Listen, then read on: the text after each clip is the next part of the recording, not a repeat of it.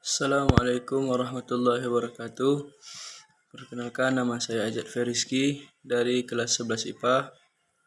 Baiklah, di sini saya akan membuat tugas PPKN, yaitu membuat video kesimpulan dari bab 1 sampai bab 3. Kesimpulan bab 1, harmonisasi hak dan kewajiban asasi manusia dalam perspektif Pancasila. Hak asasi manusia adalah seperangkat hak yang melekat pada hakikat dan keberadaan manusia sebagai makhluk Tuhan Yang Maha Esa. Kewajiban secara sederhana dapat diartikan sebagai segala sesuatu yang harus dilaksanakan dengan penuh tanggung jawab. Pancasila merupakan ideologi yang mengedepankan nilai-nilai kemanusiaan. Pancasila sangat menghormati hak dan kewajiban asasi setiap warga negara maupun bukan warga negara Indonesia. Pelanggaran hak asasi manusia disebabkan oleh dua faktor, yaitu faktor internal dan faktor eksternal. Di Indonesia pernah terjadi beberapa kasus pelanggaran hak asasi manusia. Kasus tersebut antara lain kerusuhan Tanjung Priuk tanggal 12 September 1984. Dalam kasus ini 24 orang tewas, 36 orang luka berat, dan 19 orang luka ringan. Upaya pemerintah dalam menegakkan hak asasi manusia yaitu membentuk Komisi Nasional Hak Asasi Manusia, membentuk instrumen hak asasi manusia, membentuk pengadilan hak asasi manusia.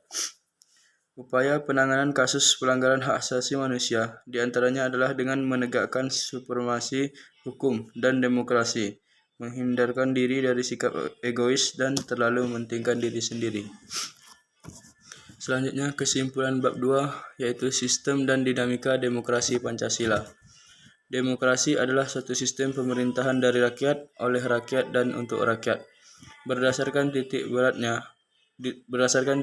perhatiannya, demokrasi terbagi tiga, yaitu demokrasi formal, material, dan gabungan. Berdasarkan ideologi, demokrasi terbagi menjadi dua, yaitu demokrasi konstitusional dan demokrasi liberal, dan demokrasi rakyat atau demokrasi proletar. Berdasarkan proses penyaluran kehendak rakyat, demokrasi terbagi menjadi dua, yaitu demokrasi langsung dan demokrasi tidak langsung. Prinsip-prinsip demokrasi yaitu menyelesaikan perselisihan dengan damai dan melembaga, menjamin terselenggaranya perubahan secara damai dalam suatu masyarakat yang sedang berubah, menyelenggarakan pergantian pimpinan secara teratur, membatasi pemakaian kekerasan sampai minimum, mengakui serta menganggap wajar adanya keanekaragaman, menjamin tegaknya peradilan. Periodisasi perkembangan demokrasi Pancasila yaitu pelaksanaan demokrasi di Indonesia pada periode 1945 sampai 1949.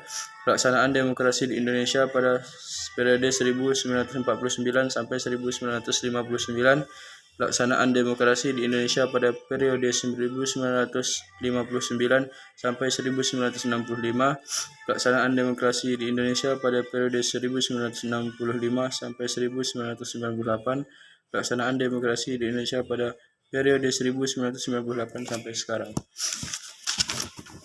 Selanjutnya, kesimpulan bab 3, yaitu sistem hukum dan peradilan di Indonesia. Hukum pada hakikatnya merupakan pagar pembatas agar kehidupan manusia aman dan damai. Pengelolaan hukum berdasarkan sumbernya, hukum undang-undang, hukum kebiasaan, hukum traktat, hukum jurisprudensi. Berdasarkan tempat berlakunya, hukum nasional, hukum internasional, hukum asing, hukum gereja. Berdasarkan bentuk hukum tertulis, hukum tidak tertulis. Berdasarkan waktu berlakunya, hukum positif, hukum negatif. Berdasarkan cara mempertahankannya, hukum material, hukum formal. Berdasarkan sifatnya, hukum yang memaksa, hukum yang mengatur. Berdasarkan wujudnya, hukum objektif, hukum subjektif. Berdasarkan isinya, hukum publik, hukum privat. Tujuan hukum adalah untuk menerbitkan masyarakat dan melindungi segenap bangsa dari seluruh tanah air di Indonesia. Tata hukum Indonesia merupakan keseluruhan peraturan hukum yang diciptakan oleh negara dan berlaku bagi seluruh masyarakat Indonesia yang berpedoman pada Undang-Undang Dasar NKRI tahun 1945.